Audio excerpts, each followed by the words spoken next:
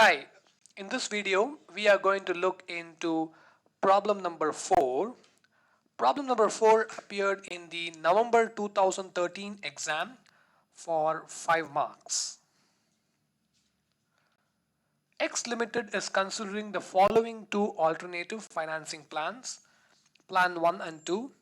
In Plan 1, equity shares of rupees 10 each for rupees 4 lakhs, 12% debentures rupees 2 lakhs and no preference shares, total financing for 6 lakhs. In Plan 2, equity shares for 4 lakhs rupees 10 each and preference shares of rupees 100 each for 2 lakhs, total financing again for 6 lakhs. The indifference point between the plans is rupees 2,40,000. The corporate tax rate is 30%. Calculate the rate of dividend on preference shares. So here, in this question, they tell us that we require 6 lakhs of total financing, and that 6 lakhs of financing could come from two plans, two sources. There are two ways to raise the 6 lakhs. Choices let's call this plans here to be in line with the question. Plan 1 talks about equity and debt. Equity and debt. And Plan 2 talks about equity and preference shares.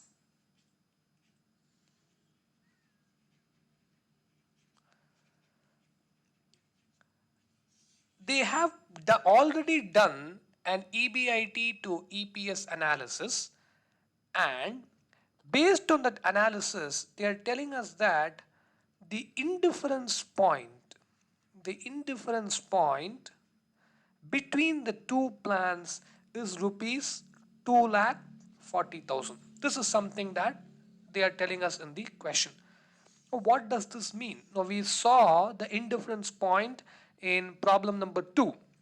So if you recollect problem 2, we had several EBIT levels and we were asked to select the appropriate choice of financing for each EBIT level. And when we did that problem, there was a final conclusion, there was a final summary table that we drew up. And looking at the table, what we understood was 80,000 was an indifference plan, right? In that it was an indifference plan between equity and debt. So indifference point is one point where at that point you don't mind going in for one choice, or you don't actually mind going in for the other choice also. You don't have a you don't want to pursue one over the other. That's what we mean when we say indifference point. Here between two plans, Plan 1 and Plan 2, equity and debt, equity and preference shares, there is one point which is called as the indifference point. At this level, you don't mind Plan 1 or Plan 2. You're indifferent between the 2 points. They are saying that point is 2,40,000. The meaning of this is, if the EBIT that you are going to get out of the investment, so our investment here is going to be 6 lakhs, out of the 6 lakhs of investment, if the EBIT you are going to get is going to be 2,40,000, then they are saying you will be indifferent between Plan 1 and Plan 2. Any plan would be as good as the other plan. With these things given to you, the question that they are asking is, what is the rate of preference dividend? What is the rate of preference dividend? This is what they are asking in the question. This is the requirement of the question. Now, how are we going to go about the calculation of this? How do we answer this question?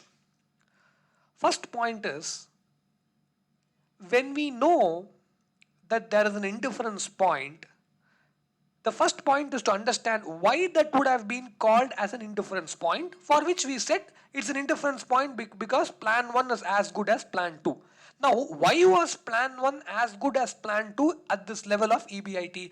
The answer is because at this level, probably the EPS for both plans would have been same. This is very important. EPS for both plans would have been same. Again, let me take you to problem number 2, that last summary table. Why did we call the operating profit of 80,000 that level? Why did we call that as the indifference point? It was because at that level both For choice 1 and for choice 2 in that problem, problem number 2, at the level of 80,000, both choices gave us the same EPS. That was why we called it indifference point. Similarly here, if 2,40,000 is the indifference point, then at that level of EBIT, if I calculate EPS for plan 1 and EPS for plan 2, it must be giving me the same EPS, because at the end of the day, what are we doing? We are doing an EBIT to EPS analysis. So finally our conclusion is going to be by looking at the EPS. So if one plan has to be better than the other, then the EPS of that plan has to be higher than the other plan. So if I'm saying both plans are equal, then the EPS has to be equal. So if you say there is an indifference point, the immediate thing that we should understand is that at that indifference point, at that level of EBIT, this would definitely hold good. EPS will be the same. This understanding is going to be very important for us to be calculating whatever the question asks us to calculate. So this is going to be an important. Let's see how that is going to help us in our calculation. So first I'm going to calculate the EPS for plan 1. Once I calculate the EPS for plan 1, I am going to say that is also going to be the EPS for plan 2. So let us do that. EPS for plan 1. EPS for plan 1. Obviously, what level of EBIT am I talking about? 2,40,000. I'm going to be talking only because I'm making use of the concept of indifference point. So I should be starting with the indifference point only. So let me start with that, particulars and amount. I will start with the indifference point EBIT, which is 2,40,000. Now from this, I'm going to be subtracting interest. Here interest is going to be at 12% because we have debentures, we have debt at 12%, so interest is 12%. And what is the number? We have 2 lakhs into 12%, that's going to give us 24,000. Now we have earnings before tax, so 2,40,000 minus 24,000, that gives us 2,16,000. This is the earnings before tax, from which we subtract tax. Tax rate in this case is 30%, tax at 30%. So, sorry, tax at 30%. 2,16,000 into 0.3, 0.3, 64,800. This is the tax. Now I get earnings after tax, which is 2,16,000 minus 64,800. That gives me 1,51,200. So 2,16,000 minus the tax of 64,800 gives me 1,51,200. From this, there is no preference dividend I should be subtracting, because in plan 1 there are no preference shares at all. So I can say that this directly belongs to the equity shareholder. So this also becomes the PAES, profit available to equity shareholders. Now I need to divide this by number of equity shares, and I know in plan 1 that's going to be 40,000 shares. It's going to be 40,000 because in plan 1 I have 4 lakhs of equity financing, and they tell me in the question that every share has a value of rupees 10. So face value of rupees 10, that means I would know that there are 40,000 shares. So I would calculate the EPS as earnings after tax divided by number of shares. So let me do that. 151,200 divided by 40,000, that gives me 3.78. So the earnings per share in plan 1, if the EBIT is 2,40,000, this is very important, right? We saw in problem 2 that at different EBIT levels we can have different EPS. So if the EBIT is 2,40,000, then the EPS is going to be 3.78 for plan 1. But since this 2,40,000 is going to be the indifference point, at this level, even for plan 2, we can say that EPS would be 3.78. So even for plan 2, at 2,40,000, we are going to say that EPS is going to be 3.78. So let's do the math here. Plan 2, particulars and amount.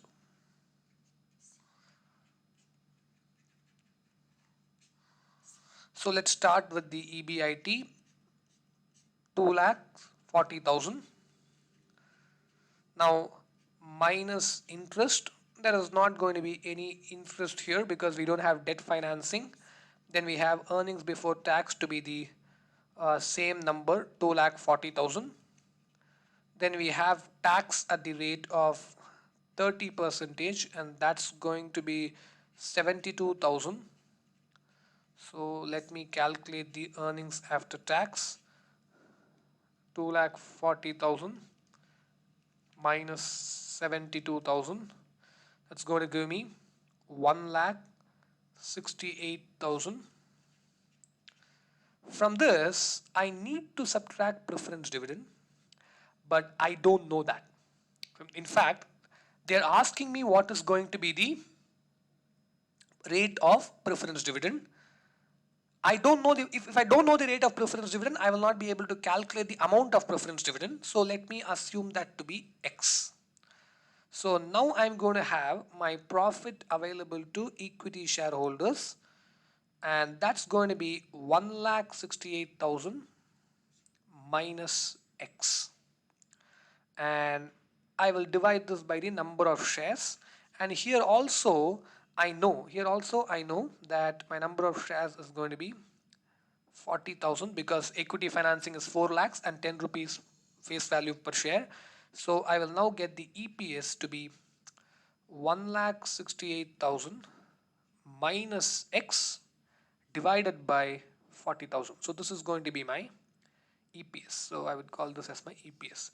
Now this is what I said is going to be 3.78 because at the indifference point both plans have to be same.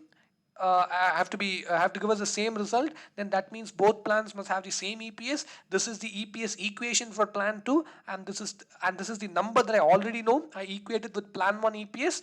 Now only thing I need to do is to solve for X, and then that will help me answer the question. So let's do that. 1,68,000 minus X divided by 40,000 must be equivalent to 3.78. So let me solve this equation. That would mean 1,68,000 should be equivalent to 40,000 into 3.78. Take the 40,000 the other side into 3.78. That gives me 151,200. So let me check that again. 40,000 into 3.78, 151,200. So 168 minus X, I'm sorry. This would mean 1,68,000 minus 151,200 will give me X. So that means my preference dividend amount X, which is the preference dividend amount, that is going to be the difference between 1,68,000 and 151,200, which is going to be 16,800. So I know that in plan 2 my preference dividend is going to be 16,800. This is not the answer because they're asking you what is the preference dividend rate. So that's very simple to answer. 16,800 is the amount of preference dividend on a value of preference shares of 2 lakhs. So obviously if I multiply this with 100, I will know what is the percentage. So 16,800 divided by 2 lakhs into 100 gives me 8.4%. So 8.4% is the preference dividend rate, and this is the answer to my question here. Very quick to understand. I mean, very easy to understand. So if 8.4% is going to be the preference dividend, apply that on 2 lakhs, you will get 16,800. And if you subtract 16,800 from 1,68,000 divided by 40,000, you should be getting 3.78. And that would mean that both plan 1 and plan 2 give you the same EPS. And that's exactly why 2,40,000 is called as the indifference point. So this is how, using the concept of indifference point, you have answered the answer this problem, and this is the answer to the question. So in the next videos we will be looking at the remaining problems.